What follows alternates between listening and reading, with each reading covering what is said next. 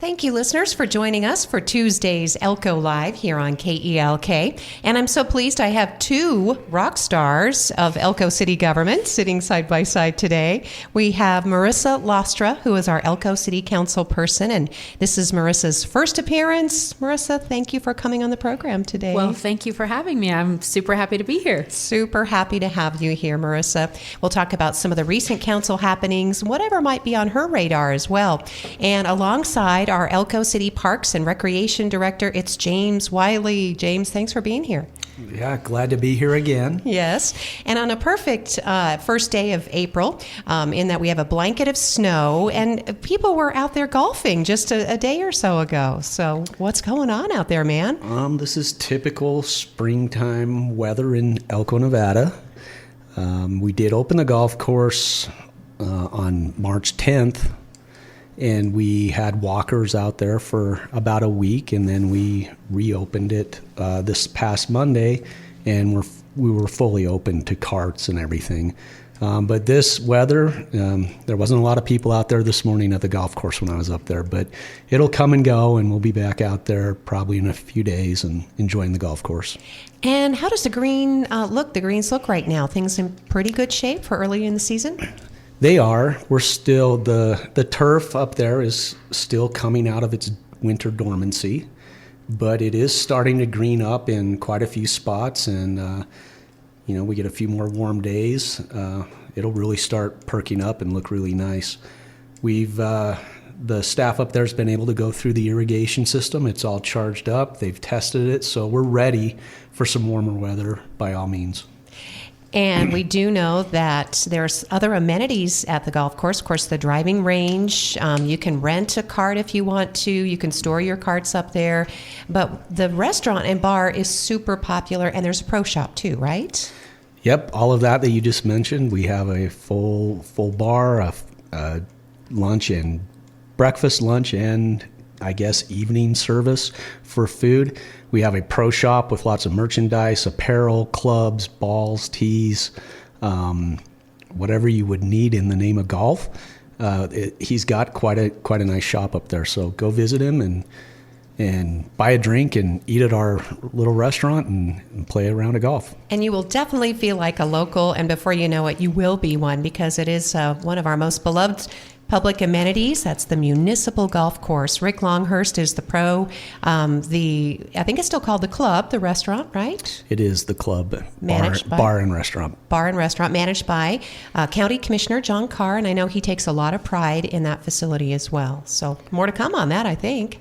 Yeah, we're just getting started, so we got a full season ahead of us and looking forward to another great season. We had an excellent season last year and did very well. You've got lessons, you've got junior golf, so there is a lot of activity to look forward to. The only thing I did want to mention is, and Marissa might want to comment on this too as we get into some city council news, is that something occurred to all of us that we're saying, yeah, let's just set the clocks one way and leave them. Mm-hmm. And that is with the end of daylight saving time. That could cut into some golf. Yeah, I found it a little interesting that the proposal was to remain on standard time rather than remain on daylight savings time. I think that's how Arizona does it, is they're permanently on daylight savings time year round. But to me, it would make more sense to go that route. It gives us a little more daylight year round if we did that. Otherwise, we'll be losing an hour of daylight in the summertime. And it makes it harder to get through a round of golf. We're having to turn sports field lighting on earlier than we normally would on our baseball and softball fields, pickleball courts, tennis courts, outdoor basketball courts. So, I can see a little downside to that, and in some increased costs with lighting, and then not being able to be out at the golf course for an extra hour and a half every day.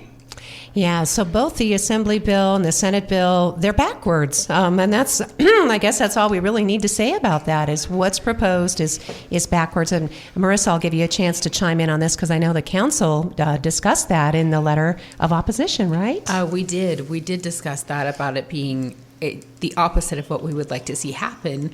Of course, staying on the daylight savings time would like James said, give us that extra hour of daylight for recreation, for people to be outside, which is the true intent, save on the energy cost. And Arizona is that way. They are on the daylight savings time, and my son's down there. So it makes it nice to have that extra hour of daylight. It really does. It makes a huge difference. You don't realize it until you experience it. So I think hopefully the legislators will hear our voice and understand that, yes, we're in agreement and staying a same time zone year round, but we need to do it the opposite way to encourage the daylight, not the energy costs for the dark. And we also heard from our airport director, Jim Foster, and he said that could also create havoc for connecting flights with our neighbors in Utah because they don't have plans to switch. Absolutely. I am a big user of our local flights here. I fly out of Elko quite a bit because I do travel pretty frequently for real estate. We go all over the country. We actually have a trip coming up here in May. We go to Washington, D.C. for our legislative update. And so we're going to be flying in and out of Elko for that trip. But yes, that would drastically affect us as well if we had to rearrange our flights or go from Salt Lake instead of Elko. That is a huge benefit for us to be able to fly in and out our local airport. Yep, and we do have some legislation regarding that too on the agenda. We can catch up on that. But yeah, enhancing that layover time is not a great idea. So hopefully that was just an oversight, whether or not it can be corrected during this legislative session. Hopefully we can bring that to the attention of lawmakers in time, or the veto pen is always handy. And we know that Governor Lombardo does care and is concerned about what impacts us in rural Nevada. At least he has in the past, so good news. So now we'll get a quick update from you, unless there's anything else on golf, James? No, we're up there. Come see us and come enjoy the amenity we have here. It's for everybody. Even if you've never golfed before, go give it a try. We got a driving range. We got a practice putting green, stopping at the pro shop, but give it a try. It's a good time. Yeah, you can have a nice cold brew if you want, sit on the patio, enjoy, the evening as the weather gets nice. And burgers and fries are also really popular up there too. So anything new to report on the sports complex? You were kind of battling the concrete issue there. Are we doing better? Yeah, so we are basically finished up with that last week of really nice weather allowed us to finish all of the major pouring that we needed to do. So I would say we're substantially complete. There's some punch list items we need to address, some sealing of control joints and expansion joints throughout the plaza. We need a little bit more consistent warm temperatures to do that. And we've got some handrails that we built in some concrete stairs coming off of the concession stand, dropping down to one of the fields, and we need to get those handrails installed. So basically we're done with the project just in time because baseball, Little League baseball, travel baseball, and softball are all gearing up to have their opening day. I believe it's this weekend. It might be the following one, but it's coming up quickly. So, and we'll be full swing, full speed into the opening of those sports along with soccer, and the complex will be busy. That's great. And that's, of course, an economic driver in the community. People love to get in their vehicles and travel to new places, and so they can come out and enjoy this. This is phase 2 of the sports complex now. So is it going to be quiet for a while, James, or have we got something else brewing on the sports complex? I think it'll be quiet for the next year or so, at least. We've got a lot of other big projects that are in the planning stages, and we plan to execute on those this year. The biggest one would be our outdoor court rehabilitation and renovations. That includes pickleball, handball, and outdoor basketball.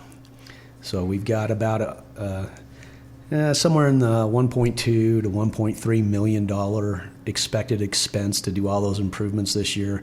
And of course, the biggest one that's got everybody really excited is the pickleball courts, where we'll be dedicating 6 solely dedicated to pickleball and an additional 5 across the street. So there'll be a total of 11 dedicated pickleball courts when we're all said and done. That'll be the Southside Pickleball Complex, right? And that's a Yes. nice place. They're really in need of some improvement there, and it's nice for the community to also, expand those recreation opportunities. Yeah, absolutely. And we wanted to couple those improvements with just some general maintenance improvements to the existing facilities that are down there. We have a nice 2 basketball courts down there, and we're just going to go ahead and resurface those. And then in addition to the handball court in the main city park and the basketball court on the opposite side of that, those are in dire need of some improvements. The surfacing is really dilapidated, and so brand new slabs in there and new fencing and just new all the way around. So it's going to look a lot better, and it's going to play a lot better. And we did hear a recent update from Rusty Barr, Boys and Girls Club's executive director, our city swimming pool, which is the Boys and Girls Club pool. But that is coming right along, right? Yeah, I think they're moving along pretty well. I know that they're getting antsy to start with the building going vertical. It looks like they're just wrapping up on some dirt work over there and maybe pouring some of the flooring. And then it looks like they'll be ready to go vertical with that. So he did say he anticipated a completion date sometime this fall, probably in the November range. And so I think a lot of people are crossing our fingers that happens, and it'll be exciting to get into that new facility. Yeah, we're all excited for the new pool and the recreation center, the teen center. There are several amenities on site, and the way they've been able to preserve the Johnny Appleseed Park is really nice too, James. I think that was a big concern early on, so yeah. Yep, it's all fitting together right nicely there. It was a little bit of a journey to get to that site, but that's how things go, and a lot of evaluation and options are presented, but you finally land somewhere, and I think we got the right spot. Yeah, and then we'll see some changes too to the existing pool. That's got that retro feel, and it's nice to know that will be preserved, it seems like, going forward. Yeah, so the city's going ahead with plans to lease that property to the Boys and Girls Club as well, and then Rusty has plans to renovate and keep it going in one form or another. So it is on encumbered land, so it doesn't have a lot of options. It's likely going to be something to do with aquatics, but I think he has plans to renovating that and keeping it going. More to come. Along with the outdoor pool, which will be right adjacent to the new one. That'll be fun. That'll be a great place to, again, for special events. It's going to accommodate the Elko Anacondas, the swim team, and their meets. I mean, that's just going to be fantastic. Something we've been all working for, probably 20 or 30 years, I think. At least pools are expensive. So Boys and Girls Clubs are an important partner in this effort. So it's great to see it coming together. So the last topic, and then we'll switch. It'll be nice to switch into Marissa's discussion is about budget. So how your budget's looking, and then we'll go into how the Elko City budget's looking. We just got through our initial presentation to City Council last week. And as far as parks and recreation and golf go, we're looking pretty good. We're pretty positive. We've got some big plans for the year, and there's going to be some money, definitely going to be some money going out the door. But we feel pretty good that we'll be able to pull this off. Again, I think council's going to see this at the next council meeting, and that'll be approval of the tentative budget.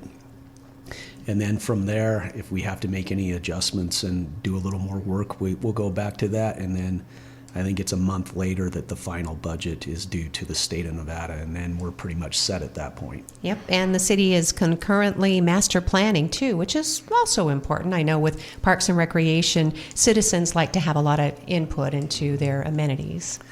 They do, and we are currently still in that process for the Parks and Recreation update. It's taken quite a bit longer than staff anticipated it would, so I think there's a lot of good information in there. We've been struggling with the consultant to get them to organize it in a way that it's more readable and easier to digest. So and no Ferris wheels. Yeah, there's really no surprises in there. Good, okay. Consultants make some of us nervous, right? Yeah, I think it's a good guideline for us. and there really weren't any surprises. We were able to accomplish the need of a new pool and a rec center through the Boys and Girls Club. That had been lingering for years. Pickleball was high up in there. Walking paths, bicycle paths, incorporating natural and open space into the system was another big deal, big topic that was brought up by the public. So no real surprises there, but some cool stuff. Cool stuff, yeah. And it fits into with the goal of an urban fishery, which is also, it's still ticking away. It takes time to get these things done, but I know that's also a priority with Department of Wildlife and working with the city and some other collaborators. So yeah, we're continuing to work with NDOW on that. I think we have a meeting coming up where we'll discuss a conceptual layout of that site. And then we are looking forward to working with NDOW where they will funnel some grant monies to the city so that we can get started on some design and engineering and get that further along. Great. James, thanks for the update. Parks and Recreation Director for the City of Elko, James Wiley. And that is a perfect segue to you, Marissa, to talk more about a budget. I think I was just as surprised as anybody. Well, of course, I was surprised to learn that Elko's short in sales and use tax collections by about $2 million. Jan Baum was explaining, and Julie Davis, our Financial Services Director, because of some state software issues. And I guess that's led to shortfalls in distribution of the tax increments statewide. So that's pretty concerning. It is very concerning. We've had a lot of discussions at the city about those shortfalls and how we're going to try to overcome those and moving forward, where we're going to be able to kind of tighten our belts and hopefully recover some of those funds. This is the first time, I believe, ever that Elko has had a decline in that. So this is going to be not only a history lesson for all of us, but like I said, we're facing kind of the national things that are going on at a national level, we're going to experience here at a local level and figure out how we're going to kind of overcome those. But I believe that we're on the right path. I think that we are going to restructure some of our priorities and really put those that are the most important at the top of that level. So I think that we'll be okay, but we're definitely on the downside of that. So hopefully we can flip that around. Yeah, sales and use taxes are about 69% of the city's budget. And we heard at the same meeting, Marissa, about PERS, the impact to the public employees' retirement system to the city. Yes. We have found that the cost of insurance and the PERS and whatnot is one of the biggest hits that we're taking in that department. And so we're looking at ways of trying to figure out the allocation of those funds. And of course, our public safety, our largest budget as well. And we want to keep them fully staffed, and we want to encourage employment in those departments. We can't afford to lose any of those positions. And so we're looking at other ways to, again, kind of reallocate those funds and see what we can do to encourage people to stay.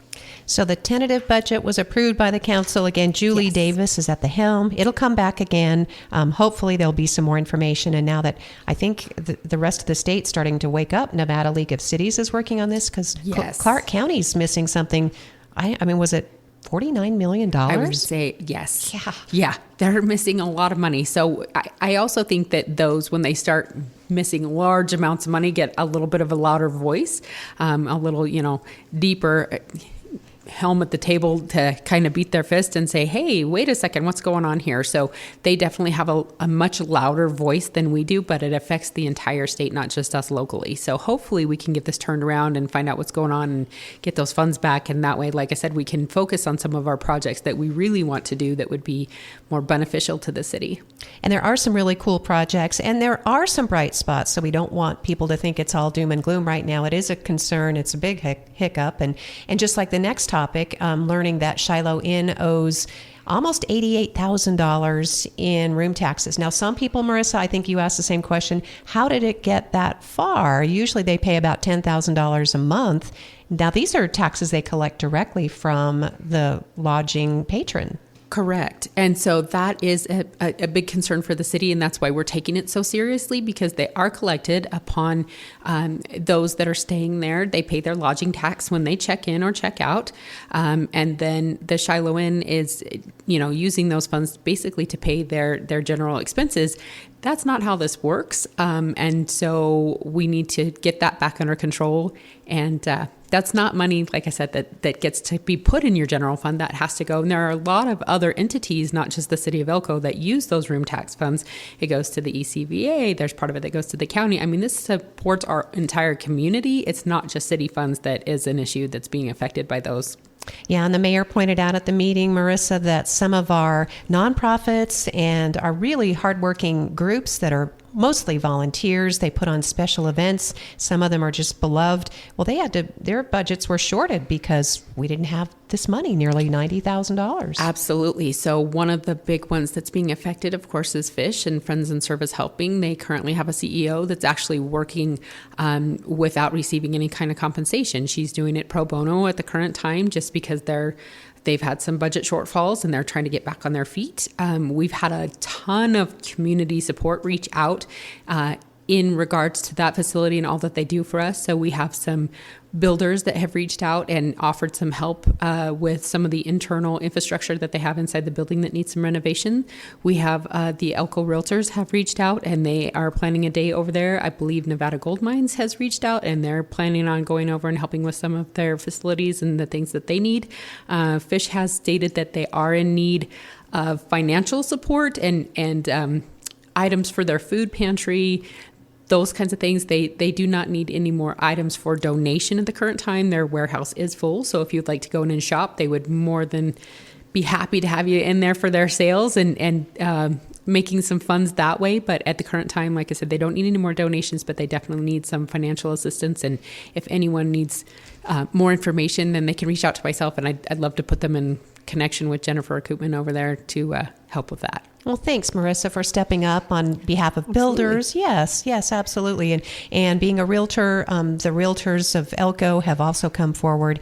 Every little bit counts, and it makes a huge difference. It does. Yeah, so thank you. Thank you. Marissa Lostra is our guest today. She is Elko City Councilwoman, and on Elko Live, as we're looking over some of the recent meeting agenda items. That was last Tuesday's meeting. There's some descriptions that have been rewritten for important positions going forward, updating the police captain position. There'll be some changes because our police chief is retiring. He is. We actually have a couple of open positions at the police department. The police chief is definitely one of those positions that we're going to be super sad to see him transitioning into retirement. So that does leave an open position for that. I do believe that we are going to open that up to solicit someone new for that position and continue on a path that allows for internal people to be able to move up, but we would like to probably outsource that position at this current time. There are some other positions, or at least approval of some descriptions that the council also considered, from Assistant City Manager Scott Wilkinson's retiring this summer, our Assistant City Manager, Building Official, City Planner, Development Manager, Environmental Coordinator, the Civil Engineer. That one's really tough to hire for. That one is really tough. Engineers are in short supply and high demand across the country. My significant other is a civil structural engineer, so I totally get it. And that one is very tough. That's a hard position to fill. So if you are a parent or a grandparent, or you have any influence over someone maybe graduating, and you can steer them toward engineering, it sounds like that is a job that is in high demand. It is in definite high demand. So let's also look over, this is exciting too, Marissa. Consideration that the council did go ahead to approve a professional services agreement, Lombard Conrad Architects, for a new city hall. And there are at least 4 sites being considered. Yes, there are new sites. Obviously, when City Hall was constructed, we have drastically outgrown that facility with the mobile homes that were put outside for additional space and additional offices. They are bursting at the seams. City Hall is just completely, like I said, we've way outgrown that facility. It's time for something new to be able to incorporate all those departments and get them back under one roof. And so we're super excited to see what Lombard Conrad can provide for us and the sites that they have. It's currently a feasibility study to, again, budget shortfalls. This would kind of drop down on our list. But if we can recover some of those those budget restraints, then we're hoping to push forward with this project. Absolutely. Looking at this is, it could take 5 or 10 years. I mean, Yes. Ask James about how long you plan for something, and then you get the money, and then something else comes along. And so it's a process. So, but it is exciting. And you and your family in your business, you understand how much some of these older properties mean to us. Absolutely. The renovation process in and of itself, but I think that especially Elko is very unique in the fact that we can renovate older properties. We joke with our friends down south in Las Vegas, anything that's over 40 years old, they tear it down.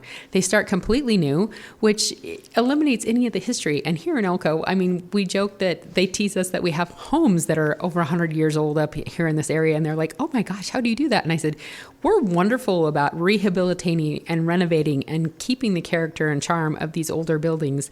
And that's really what it's all about, is maintaining that history. I said, down in Vegas, yeah, you guys are great. Everything's bright, shiny, and new. But up here, we would like to kind of maintain that and keep our lineage here. So it's very important for us to be able to do that. And we do it downtown, obviously, with homes around the area. And we would love to see other people continue to do that. And the city actually has wonderful grant programs. We've taken advantage of that, in which we do a matching grant to do a renovation for an existing building downtown that can help with storefront grants. They can help with the ADA accessibility, anything like that if you want to bring your building up to code. Kathy Laughlin is the contact over there for that, and she's amazing at helping people navigate that entire process. Yes, she understands that process, and again, that care and concern for our older buildings. We have some prime properties downtown Elko. We do. Ready? We do. Yep, ready for new opportunities. So that's an exciting. Oh, and then we'll get on to the air service development, Marissa, just checking out the time. And our airport manager, Jim Foster, gets so much credit again for shepherding this legislation, and he has been working on these projects for at least a decade or more. Air service development, not only funding the existing flights that we're subsidizing with the city and the Flight Alliance of Northeast Nevada. We have partners in that, which is great, but expanding this service, if possible, Marissa, so we can connect to Reno and Vegas. Oh my gosh, I think that would be phenomenal. Like I said, even the second flight that they're getting, I personally am taking advantage of. I mentioned the trip that I'm taking to Washington, D.C. So we're leaving in the morning to get to Washington, D.C. So the early morning flight, 6:30, we're in Washington, D.C. by early afternoon. On our return flight home, we're actually leaving Washington, D.C. early in the morning. We are back in Elko, Nevada by 11:30. I am so excited. I told Jim that I was super excited. I said, I can't believe these flight connections. This is phenomenal. I can't wait to see a Reno connection. I think that would be immensely utilized by everyone in the community for their business travel, for their personal travel. We can go both directions to go to Salt Lake or to Reno. I think it would be phenomenal. And again, go down south to Las Vegas. I think it would almost be like bringing back some of our former flights like Casino Express, not to age myself. Oh no, but I was on those flights too, yes. But yeah, I think that would bring some great, tourism back to the area and just bring lots more people and expand our tax base here in Elko. Wouldn't it be fantastic if, James, we could fly to Vegas and go check out a Golden Knights game or the Raiders play or whatever, right? We help build those facilities, right? So yeah, that's what it's all about. And I think sometimes flying can be an inconvenience, but most of the time it's a real convenience. And I would much rather fly. We just went down to Phoenix for the weekend, and that was 24 hours of driving. 12 hours down and 12 hours back, and it cost a lot of fuel just to do that. So I really can appreciate the opportunities that flights can bring, and it just opens up a whole other world to everybody and helps with business and money coming into the communities and everything else. So yeah. Fly Elko. And I know it seems like it's just the opposite, but the more you fly, the cheaper it can become because, yeah. Oh, absolutely. So like I said, us flying in and out of Elko, not just the time constraint that it is helping us with, but also, as James mentioned, the cost of the fuel. If you have to go to Salt Lake, you have to get a hotel and stay the night. By the time you add all of that up, honestly, to fly out of Elko is less expensive than your travel costs incurred to go somewhere else to fly out of another airport. Yep. So check it out, delta.com. Fly Elko, Nevada. You can call our airport manager. Jim Foster would love to walk you through it. You can go visit the airport and have a big hamburger. I've said hamburger here a couple times. It's lunchtime at the Kingdom Grub there at the restaurant at the airport. So a lot of reasons to patronize the Elko Regional Airport. And I want to make sure, again, just talking with Marissa Lostra, our Elko City Councilwoman, that we have gotten to really the highlights. I know we're going to celebrate the Elko Convention Center on April 16th. I think that's a Wednesday. Yes. Yeah. 50 years old. So that is an incredible accomplishment for them under the direction of Annette Kerr. She has been phenomenal. The things that she has done for that facility, they got their loan. They did that refinancing over there, so that has helped them immensely. And just the new events that they've brought in, Elko's PopCon, and the things that they're using to continue to grow that are coming up, I think that they're doing amazing things with that facility. Well, thanks, Marissa. And you were on the ECVA board before, right? I was. Yes, thank you for your work. I think I erroneously gave you credit for being on the Planning Commission, but that is not your route to the City Council. It was in the ECVA. I think the only other thing I had on my list is to see if, because I've been hearing about it in the community, I do have a call into Senator Cortez Masto's office to see if she has any news. People are concerned about our VA cemetery, maybe even the Elko VA clinic that's under construction in Gary Pinkston's shopping center. I mean, are those projects still going? Do we know? Have you heard anything? They're still proceeding forward. Okay. They are slow moving, but just like everything else, they are moving forward. So we're excited to have those facilities here in Elko and especially a VA clinic again, so that those don't have to travel as far for those medical needs that they need. And the VA cemetery, I know that's a long overdue something that our community is in need of. So we would love to have that up and going. Good. And James was nodding. I think the cemetery comes under Parks and Rec, right? I mean, in a sense. So yeah. So we manage the city cemetery. Yeah. We also, in planning of this veterans cemetery up North Fifth, we have property adjacent to that to be able to expand our Elko City Cemetery. Everyday cemetery needs. Yes. So I think they're coming along up there. I know that last summer, they were busy putting vaults in the ground throughout the site, developing some roadways and stuff like that. I think this year we can look forward to seeing some landscaping and some final touches probably go on into that and hopefully be done with it this year. I don't know specifically a timeline, but the city government and the federal government, those wheels turn quite a bit more slowly than anything else, but I think they're making good progress, and we can anticipate that sometime in the near future. Good to hear. Yeah, I think the concerns were more related to, as we talked about a little bit, some of the national landscape that's been going on. So yeah, we tend to forget about that out here in Elko. Sometimes we're a bit isolated. Right. So, but good news. Okay. Marissa, did I get to all the topics you were hoping to? Obviously, we appreciate you being on the program and look forward to future visits. Well, thank you. So probably two things that I want to mention. Number one, in regards to Parks and Rec, we do have the Elko City Cleanup Green Up Day coming up on April 26th. And I believe that the sports complex has some projects going on. I believe that they're going to be planting some trees. I know that there's different areas around town. I think there's a paint project over at the fairgrounds. I know that there's going to be some cleanup along the river walks and those kinds of things. And James could probably expand more on some of the projects that they have going, but we definitely need volunteers for that. And the city of Elko is willing to provide everybody lunch if they would like to help and come and volunteer in the morning. And then we're going to reward you with a lunch in the city park as soon as it's all wrapped up. It's a great effort, and there's a job for everyone. Kids really enjoy this too. Yes. They do, and it's a great event every year, and we just want to welcome everybody to come and participate in it. It's a great thing for our community, and especially in Parks and Recreation, we get a lot of stuff done on that one day with a lot of volunteers, and so it's nice to incorporate that into our community.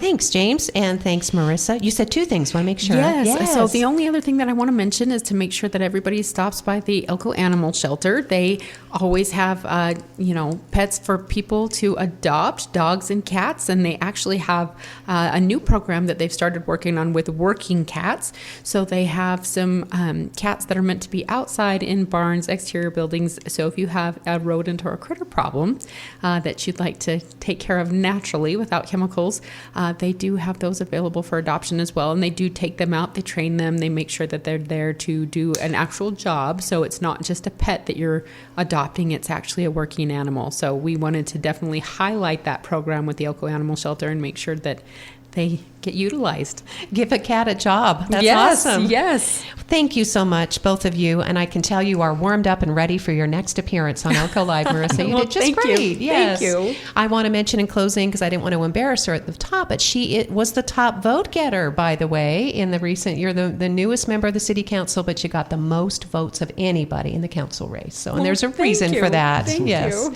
Thank you both for being here today. Thank you, listeners, for joining us for Elko Live here on KELK.